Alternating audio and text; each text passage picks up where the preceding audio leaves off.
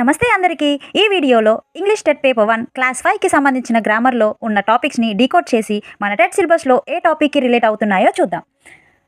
Articles, adverbs, prepositions, సెంటెన్స్లో imperative and exclamatory ఇచ్చారు. And next when ఎప్పుడు యూజ్ చేస్తాము అనే 2 పాస్ట్ యాక్షన్స్లో first completed one and second ఇది గోయింగ్ ఆన్ టైంలో వెన్ అనేది యూజ్ చేస్తామని. నెక్స్ట్ కొలొకేషన్స్, అడ్జెక్టివ్స్, ఇడియమ్స్ కూడా ఇలా పక్కన ఉన్న నెంబర్స్ని పేజ్ నెంబర్స్తో రిలేట్ చేస్తూ ఇచ్చాను.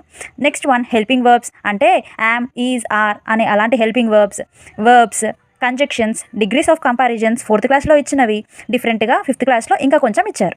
Next different forms of words అని అది పేజ్ నెంబర్ 97లో ఉన్నాయి.